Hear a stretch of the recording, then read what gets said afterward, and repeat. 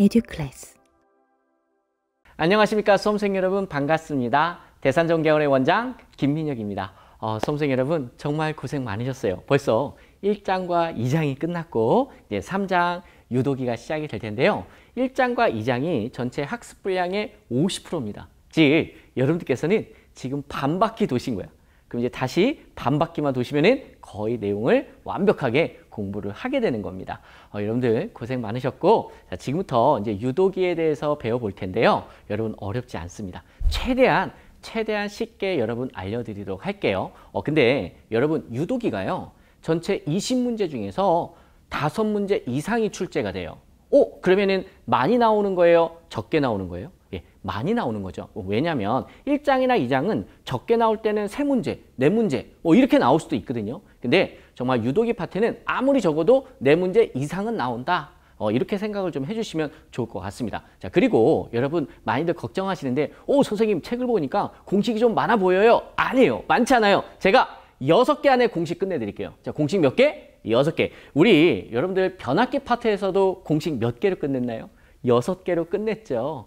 이번에 유도기 파트도 6개로, 핵심 공식 6개로 끝내드릴 테니 너무 걱정하지 마십시오. 수험생 여러분, 제가 좀 부족할 수도 있겠지만 최선을 다해서 간절한 마음으로 열심히 노력해 보겠습니다. 수험생 여러분도 조금만 노력해 주시길 부탁드릴게요.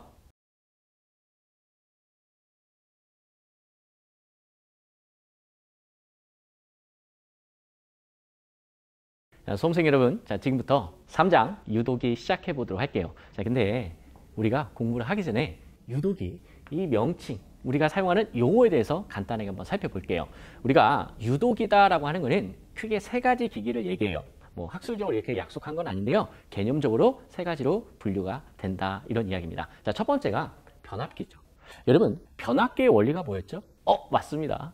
전자유도작용 또는 전자유도현상. 이것도 여러분 정답이었었죠. 시험 문제 기출문제예요. 그래서 이 변압기 역시 전자유도작용의 원리를 이용하죠. 그러면 변압기는 막 돌아가요? 아니면 가만히 있어요? 여러분, 막 돌아가요? 가만히 있어요? 가만히 있다라고 하죠. 그래서 우리가 이 변압기를 우리가 뭐라고 하냐? 정지에 있는 정지기다라는 거죠. 여러분, 이 정지기라는 말은 여러분하고 저하고 여러분 공부를 쉽게 하기 위해서 이런 용어를 쓰는 거지, 시험에서 뭐 정지기 이렇게 나오는 거는 아닙니다. 그러면은 이 변압기가 또 어떤 특성이 있었냐? 여러분, 변압기는 우리가 교류 변압기다라고 이야기하지 않습니까? 근데 교류자 굳이 붙여요, 안 붙여요? 예, 굳이 붙이지 않죠. 예, 이것도 역시 교류다. 교류라는 것은 여러분 주파수가 있는 거예요, 없는 거예요? 네, 주파수가 있죠. 주파수가 있으면 교류, 없으면 직류. 우리 이렇게 생각하지 않았나요? 기억 안 나시나요? 괜찮습니다. 기억 안 나시면 지금부터라도 하시면 돼요. 그러면은 변압기라는 기기는 교류이면서 가만히 있는 친구야. 여러분, 무슨 작용? 전자유도작용. 전자 무슨 작용? 유도작용. 그럼 여러분, 변압기가요, 1차 측이 있었고 몇 차 측이 있었죠? 2차 측이 있었죠. 1차 측의 전기 에너지를 자기 에너지로 바꿔가지고 2차 측에 다시 전기 에너지로 만드는 거. 이게 여러분 변압기 아니었습니까? 그러면서 전압과 전류를 견성해주는 기기였죠. 기억나세요? 기억 안 나시면 다시 앞에 영상 보셔야 됩니다. 그러면 얘가 이제 전자유도작용을 내가 이용한다는 건 충분히 이해가 되겠어. 1차 측과 2차 측이 있는 것도 충분히 이해가 되겠어. 여러분, 이론이 거의 비슷하게 유도 전동기로 넘어옵니다. 여러분, 3장에서 우리가 3장 유도기에서 다루는 내용은 바로 그 주인공이 요 유도 전동기다. 변압기는 2장에서 이미 배운 거예요. 그러니까 더 이상 배울 게 없다라는 거죠. 그러면 우리가 일반적으로 많은 시중에 나와 있는 교재들이 있지 않습니까? 거기서 우리가 유도기를 얘기할 때는 유도 전동기와 유도 발전기가 있어요. 근데 여러분, 유도 발전기는 지울게요. 시험에 안 나와. 나오더라도 그냥 틀리시면 돼요. 알겠죠? 우리는 시험에 자주 나오고 많이 나오는 것을 집중적으로만 공부를 할 거예요. 이해되시죠? 자, 그게 바로 유도 전동기다라는 거예요. 그러면은 유도 발전기는 그냥 생각도 하지 말고요. 나중에 여러분 전기 산업기사나 전기 기사까지 공부하신다고 하더라도 유도 발전기 시험 문제 많이 안 나와요. 그래서 패스하는 경우가 많습니다. 기능사 역시 똑같아요. 그러면은 변압기 중요하죠. 그래서 2장에서 따로 배운 거고, 유도 전동기를 이번 3장에서는 정말 자세히 배우는 거다. 그럼 얘도 전자유도작용을 이용하는 거구나. 다만 얘는 가만히 있어요, 돌아가는 거야. 전동기잖아, 전동기. 여러분, 가만히 있어요, 돌아가요? 돌아가죠. 그 전자 유도작용을 이용해서 어떤 원리를 이야기하냐? 회전 자개. 회전 자개의 원리를 이용해서 바로 전동기를 돌리게 됩니다. 오, 선생님, 회전 자개가 도대체 뭔데요? 앞으로 배울 거예요. 걱정하지 마시고 이거 간단하게 제가 여러분 실험을 통해서 또는 영상을 통해서 재밌게 보여드릴게요. 너무 걱정하지 마시고 보면 그냥 끄덕끄덕 이해가 될 겁니다. 아시겠죠? 자, 그러면은 여러분 유도 전동기는 가만히 있는 친구야, 돌아가는 친구야? 돌아가는 친구죠. 그래서 얘를 우리가 회전기다라고 해요. 회전기. 돌아가는 친구가 회전기. 그래서 유도기의 종류는 크게 두 가지로 나뉠 수가 있다. 하나는 가만히 있는 정지기가 있고 하나는 뭐가 있다? 회전기가 있는데 그 회전기를 우리 뭘 배운다? 유도 전동기를 배운다라는 거예요. 자, 먼저 여러분 챕터가 좀 감이 좀 오셨습니까? 좋아요. 우리가 이제 유도기라는 말이 좀 어색해요. 어색해서 그 말을 어색하지 않게끔 이렇게 풀어드린 거예요. 전자 유도 현상을 이용한 기기들이다. 이렇게 여러분께서 이해하시면 됩니다. 지금부터 유도 전동기에 대해서 배워볼 텐데요. 여러분 아직 들어가기 전에 워밍업을 조금만 더 했으면 좋겠어요. 우리가 1장에서 직류기를 배웠습니다. 직류기에서는 직류 발전기가 있고요. 직류 전동기가 있었죠. 그 중에서 제가 직류 전동기를 한번 간단하게 표현해 봤어요. 직류 전동기라는 것은 DC 전원이 필요하죠. 무슨 전원? DC 전원이 필요해요. 그리고 여러분 직류 전동기가 있는 거죠. 직류 전기를 입력으로 해서 돌아가는 전동기. 이게 뭐였죠? 직류 전동기였단 말이에요. 그러면은 여러분 직류 전동기의 원리 시험에서 이것도 기출문제죠. 예, 뭐였죠? 플레밍의 오른손이에요? 왼손이에요? 까먹으셨나요? 왼손이요? 오른손이요? 왼손이죠. 그래서 플레밍의 왼손 법칙이 바로 직류 전동기의 원리가 되는 거죠. 여러분께서 잘 알고 계시겠지만 플레밍의 오른손 법칙도 있죠. 오른손. 이 플레밍의 오른손 법칙은 직류 전동기의 원리가 아니었죠. 이거는 뭐의 원리였어요? 직류 발전기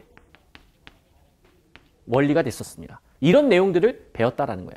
자, 그러면 직류라는 것은 전류의 크기와 방향이 일정한 거 찍 해서 직류다라고 하지 않았어요? 찍 일정하다. 그러면은 전류의 변화가 있어요, 없어요? 없단 말이에요. 그러면은 직류라는 것은 주파수가 있다, 없다? 없다. 프리퀀시가 제로다. 이런 것들이 바로 직류 전동기의 특징이었었습니다. 그러면은 지금 유도 전동기, 무슨 전동기? 유도 전동기. 유도 전동기는 직류예요, 교류예요? 교류라고 그랬어요. 직류기 이후로 배우는 모든 기기는 다 교류다라고 여러분 말씀드렸었죠. 목소리가 너무 컸나요? 죄송합니다. 자, 그러면은 이런 게 이제 직류 전동기였는데, 자, 그러면은 지금부터 배우는 우리 유도 전동기. 유도 전동기와 비교를 한번 해보자 이거예요. 그러면 가장 큰 차이점 딱 느껴 오십니까? 제가 여기는 네모로 그랬고 여기는 동그라미로 그렸어요. 물론 우리 이나래 선생님이 그려주셨는데, 자, 여기 보시면은 자, 유도 전동기의 전원을 봐봐요. 뭐라고 써놨어요, 제가? AC라고 써놨어요? DC라고 써놨어요? AC라고 써놨죠. 교류 전원이에요. 무슨 전원? 교류 전원. 그럼 교류 전원은 주파수가 있어요, 없어요? 주파수가 있어요, 없어요? 있죠? 모르겠다고요? 자, 우리나라 개통주파수 몇 헤르츠라고 그랬어요? 제가 이거 한 10번도 넘게 이야기했어요. 괜찮아요. 100번까지 이야기할게요. 100번까지. 자, 우리나라 개통주파수 몇 헤르츠? 60헤르츠다. 아니, 라디오 주파수만 외우고 계시지 마시고 우리나라 개통주파수도 여러분 같이 외워주셨으면 해요. 여러분 가정집에 있는 그 콘센트에서 나오는 그 주파수, 그게 여러분 바로 60헤르츠의 전기를 쓰는 거야. 여러분들께서. 자, 그러면은 60헤르츠의 교류 전원이다라는 이런 이야기 중요합니다. 자, 그리고 이런 전원이 들어가서 전동기가 돌아가는 거죠. 느낌 오십니까? 그러면은 포인트가, 일단 중요한 포인트가 뭐예요? 유도 전동기는 교류기 때문에 첫 번째, 주파수가 있다, 없다? 있다. 자, 여기서 레벨을 조금만 올릴게. 조금만. 우리가 직류 파트에서는, 자, 여기는 뭐예요? 직류 파트에서. 직류 파트에 대표적인 저항이 있었죠. 저항. 우리 저항을 우리가 뭐라고 하죠? 저항. 기호로 R. 이렇게 나타내지 않습니까? 여러분, 단위는 어떻게 썼죠? 단위? 요렇게 쓰지 않았습니까? 그리고 뭐라고 읽어요? 옴. 자, 재수 옴부터 따했을 때. R, 옴. 이거는 여러분 교류와 직류예요. 직류란 말이에요. 자, 근데 교류는 뭘 가지고 있죠?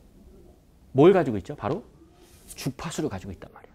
그래서 여러분 저항이 R만 있는 게 아니라고요. 자, 두 번째. 뭐가 있다? 리액턴스가 있어요. 뭐가 있다고요? 리액턴스. 여러분, 우리 변압기 파트에서 제가 이 부분 되게 설명 많이 드렸었는데 여러분 기억 안 나실까 봐 다시 한번 지금 정리해 드린 거예요. 뭐가 있다고요? 리액턴스가 있다. 그러면은 당연히 저항 R도 가지고 있고 지금 얘 유도 전동기 교류 파트잖아. 교류 파트에 저항 R도 가지고 있고 플러스 어떤 저항도 가지고 있는 거야. 바로 리액턴스라는 저항도 가지고 있는 거죠. 자, 그러면 리액턴스라는 저항 어떻게 구하냐? XL 또는 여러분 요 L자를 안 쓰셔도 돼. 그냥 X라고 해도 돼요. 자, X는 우리가 어떻게 구하냐면 오메가 L이다 라고 했었어요. 단위 보세요. 단위 뭐예요? 옴.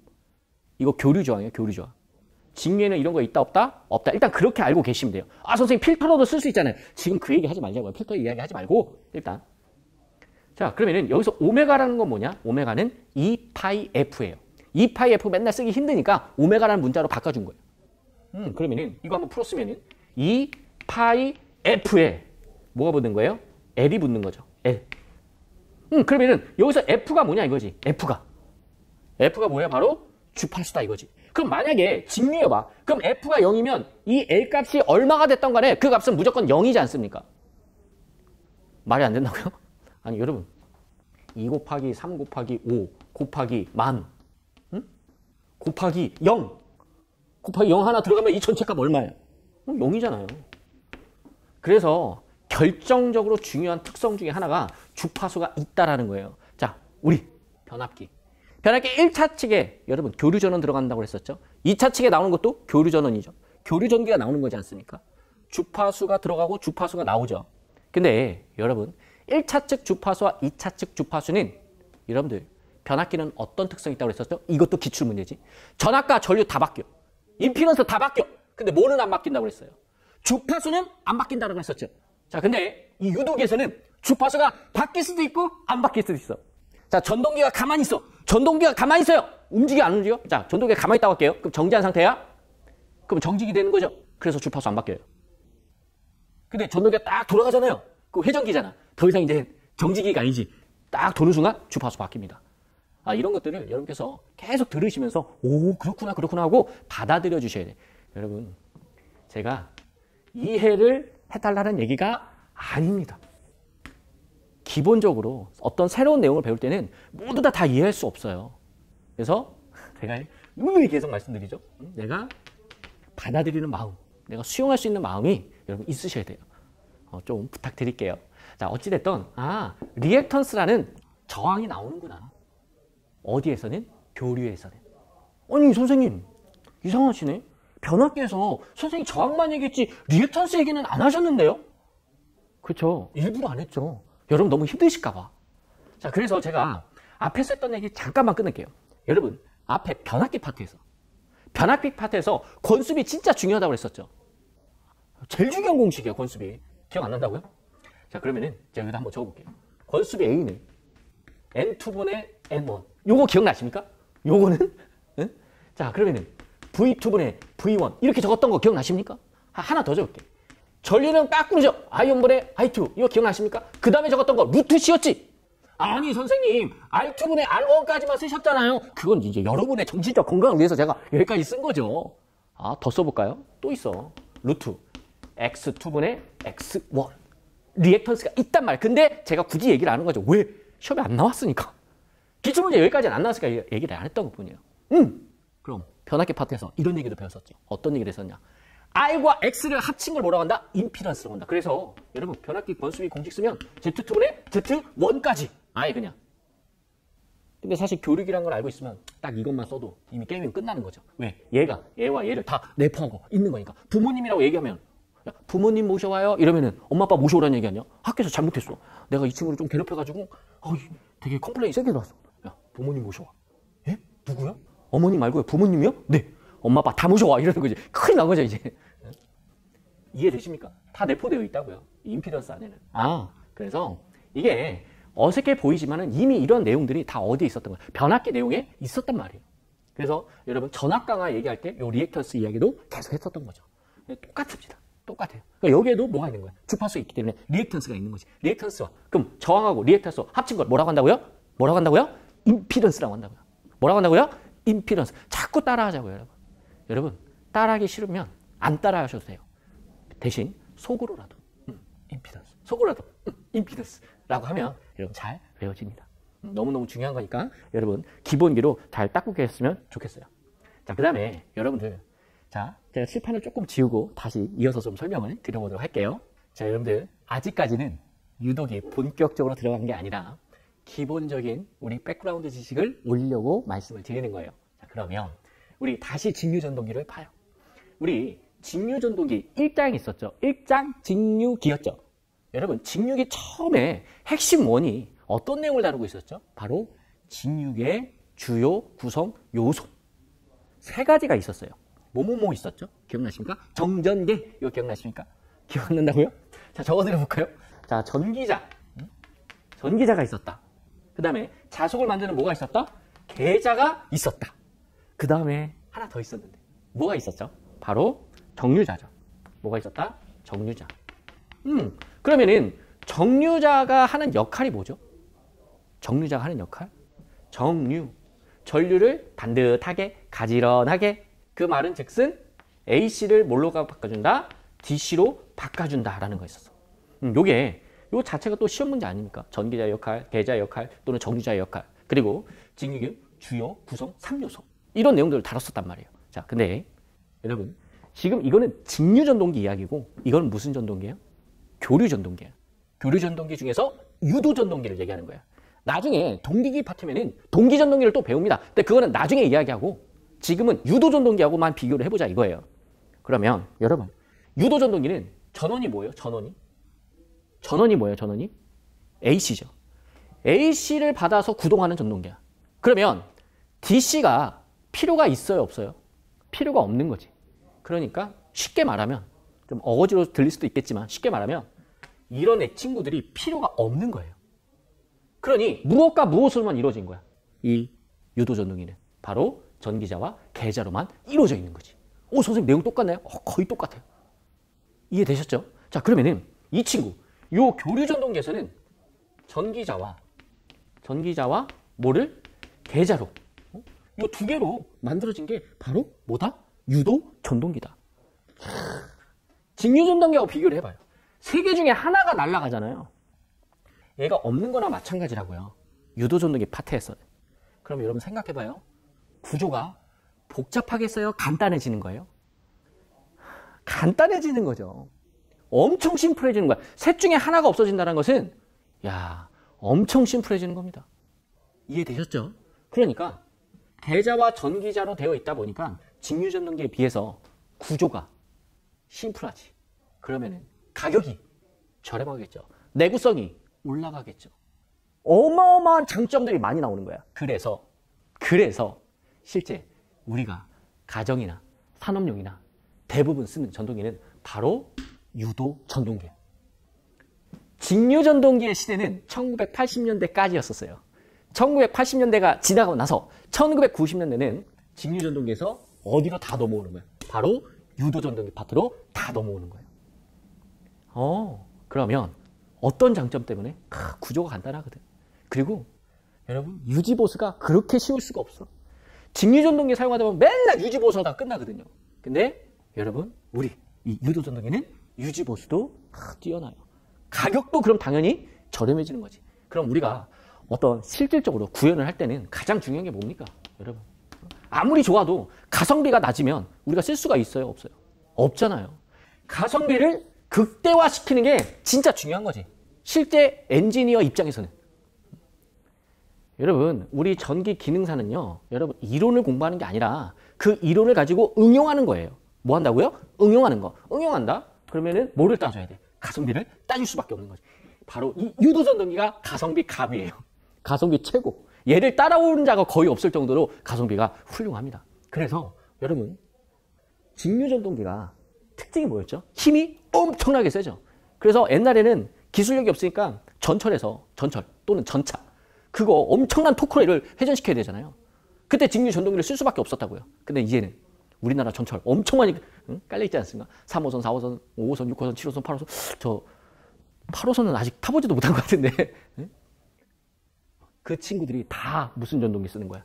유도전등기 쓰는 거지. 그리고 여러분께서 엘리베이터 타지 않습니까? 지금 1980년대 만든 엘리베이터 말고 지금 요즘 여러분께서 사시고 계시는 아파트 다 유도전등기 써요. 그러니까 시험에서 많이 다룰 수밖에 없어요. 왜? 실제는 얘를 많이 쓰니까. 이해되셨죠? 그러면 자, 구조가 심플해서 왜 많이 사용되는지 여러분께 간단하게 말씀을 드렸고, 그 다음에 여러분 직류전동기의 원리는 플레밍의 왼손 법칙이라고 했죠. 자, 시험 문제예요. 교류 전동기인 즉 유도전동기의 원리 이렇게 물어봤을 때 보기에 플레밍의 왼손 법칙이 분명히 있습니다. 그거 찍으면 틀려요. 알겠죠? 뭐라고? 틀린다고. 왜 그러냐? 이 친구는 플레밍의 왼손 법칙과 플레밍의 오른손 법칙 둘 다 써야 돼. 둘 다 엔드 조건이야. 하나만 하면 안 돼요. 알겠죠? 무슨 조건? 엔드 조건이에요. 두 개가 동시에 항상 따라다닌다 이렇게 생각하면 돼. 마치 자석의 N극과 S극처럼. N극과 S극 분리할 수 있어 없어?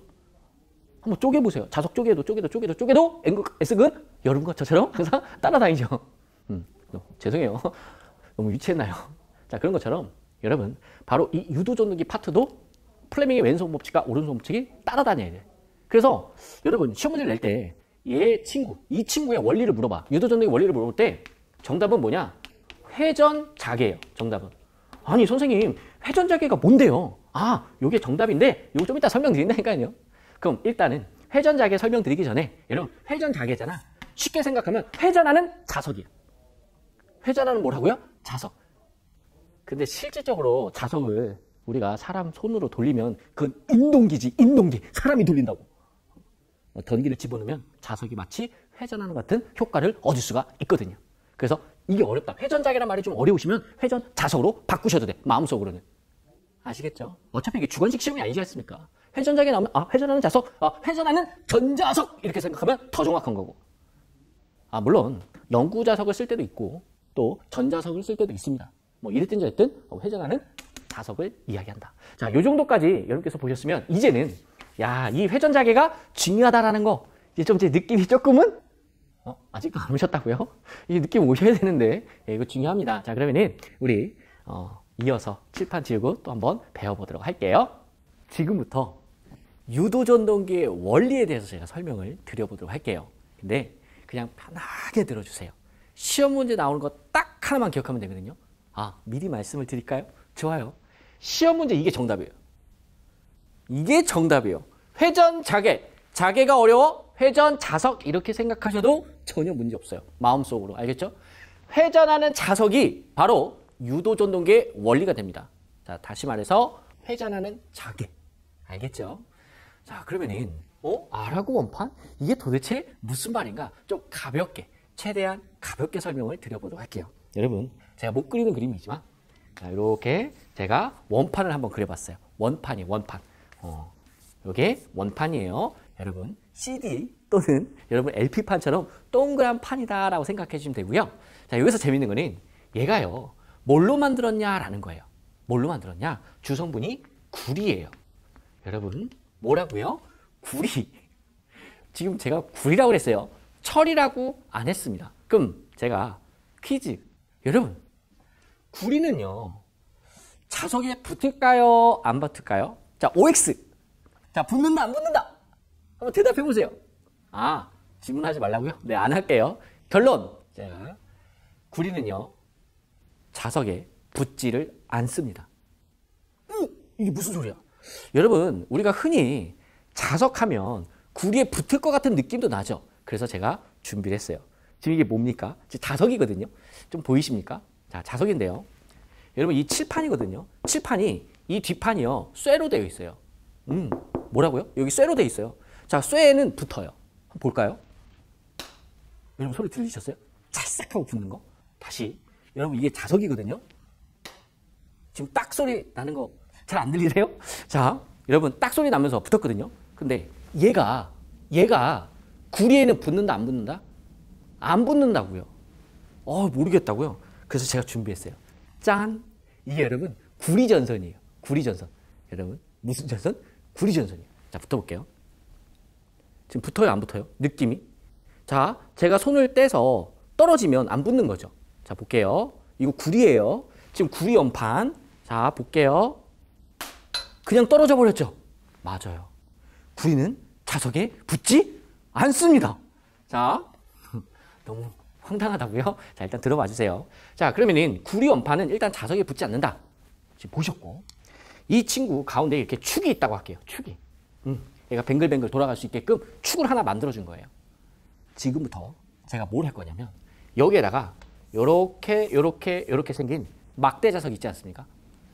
막대 자석, 이런 걸 말굽 자석이라고 하죠. 여기가 뭐 예를 들어서 N극이야. 그럼 여기는 S극이라고 할게요. 이렇게 생긴 말굽 자석을요, 제가 어떻게 할 거냐? 얘를 이렇게 돌릴 거예요. 자, 얘를 이렇게 움직일 거예요. 말굽 자석을 이렇게 붙일 거예요. 요런 식으로 돌릴 거예요. 근데 여기서 재밌는 게 자석이 회전을 하지 않습니까? 자석이 돈다 이 얘기지. 그랬더니 얘가 예를 들어서 시계 방향으로 이렇게 돌았다고 할게요. 자, 제가 말굽 자석을 이렇게 돌렸다고 할게요. 너무너무 신기한 게 이 원판도 지금 내가 얘를 회전시킨 방향과 똑같게 얘가 이렇게 회전을 한다더라. 대단한 겁니다. 이걸 발견했다라는 것은 어마어마한 겁니다. 이걸 제가 왜 굳이 여러분 아까 전에 구리에 자석이 붙지 않는 걸 보여드렸냐? 흔히들 이 아라고 원판을 보실 때 어떻게 생각하시냐면 자석을 당기니까 얘가 도네? 그거 당연한 거 아니에요? 이렇게 생각을 해. 아니 얘가 쇠였으면 당연하겠죠. 근데 쇠가 아니라 뭐예요? 구리예요. 여기에서 벌써 진짜 그러네? 그러면 도대체 얘가 이렇게 움직였는데 자석이 회전했더니 이 원판이 돌아갔다 이거죠. 그럼 반대로 여러분 이렇게 생각해 보세요. 내가 이 자석을 가지고 막 이렇게 엄청 빠르게 돌렸다고 할게요. 그러면은 그와 마찬가지로 얘도 빠르게 돌겠죠. 그럼 그건 전동기가 아니라 인동기지, 인동기. 예? 사람이 돌린다. 사람이 돌리는 게 인동기죠.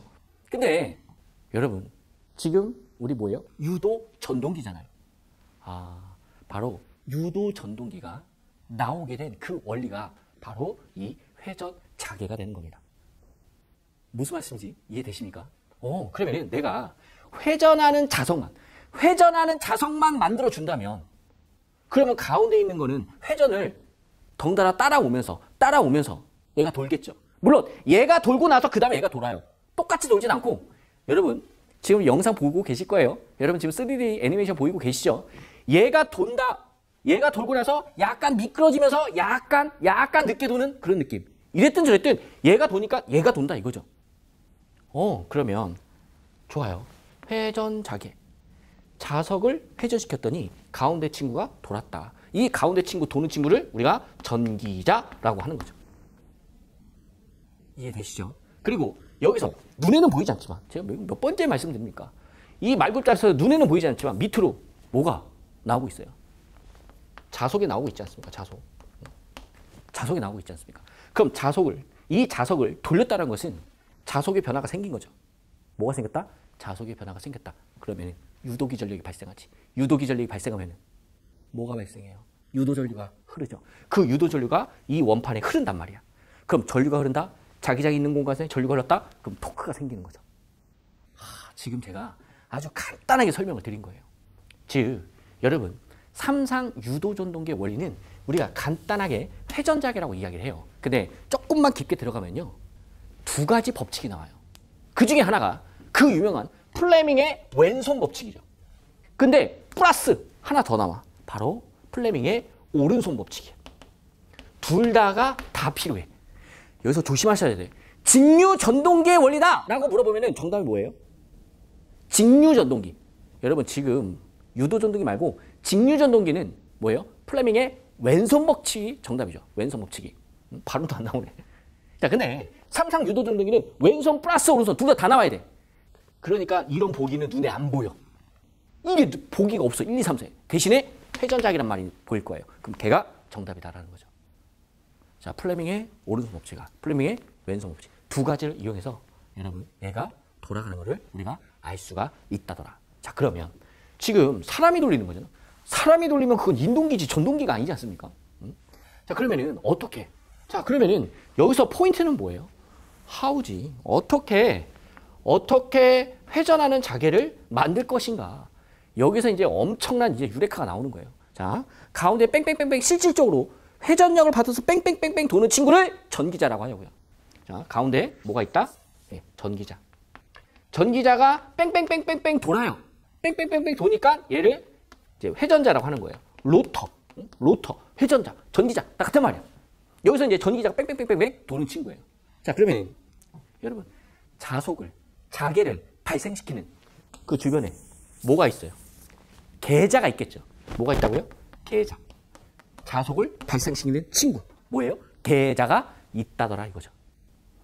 이 계자는 가만히 있어. 가만히 있어서 이 계자를 우리가 뭐라고 하냐? 고정자라고 해요. 자, 뭐라고 한다고요? 고정자. 또는 스테이터라고 해요. 근데 우리 시험에서는 영어 그렇게 안 나와요. 그래서 계자가 가만히 있다, 계자가 고정자다.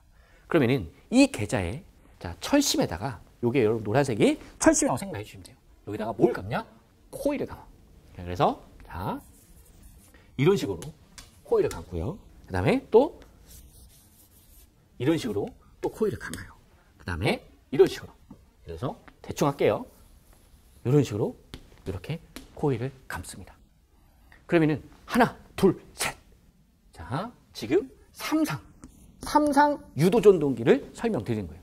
그럼 세상에 교류 전원을 인가를 하면 삼상의 전원을 인가만 해주면은 여기서 눈에는 보이지 않지만 이렇게 자속이 나오고 이렇게 자속이 나오고 이렇게 자속이 나오고 즉 자속이 얘가 이제 파이 1, 얘가 파이 2, 얘가 파이 3라고 하면은 눈에는 보이지 않지만 이 자속이 회전을 한다 이거지. 뭐만 인가하면 삼상 교류 전원만 인가만 해주면은 회전자계가 자연스럽게 만들어지는 거예요. 얼마나 간단합니까? 그러니 얘가 많이 쓸 수밖에 없다 이런 얘기예요. 엄청 심플해요. 그랬더니 선생님 저 질문 있습니다. 예, 뭔데요? 아니 삼상 교류전을 인가하면 어떻게 자석이 이렇게 자개가 회전합니까? 그 원리가 뭡니까? 얘기 안 할게요. 왜 그러냐? 그 파형 처음에는 막 그려보면 막 멋있어 보여. 막 이해가 되는 것 같아. 근데 우리 시험에는 전혀 도움이 안 돼. 궁금하시면 기능사 따고 대산전기학원에 산업기사 또는 전기사 공부하러 오세요. 네, 그림 예쁘게 그려드릴게요. 시간에 따라서 탁탁탁탁 회전하는 게 눈에 보이게끔 설명해 드릴 수 있어요. 근데 우리 기능사에서는 그냥 이렇게만 알고 계시자고요. 아, 삼상 교류전을 인가하면은 자연스럽게 이렇게 회전하는 자개가 나온다더라. 이 회전 자개가 바로 가운데 이 도는 전기자. 가운데 도는 이 회전자의 회전수를 결정짓는다 이거예요. 얘가 빨리 돌면 눈에는 보이지 않아요. 절대 눈에 안 보여.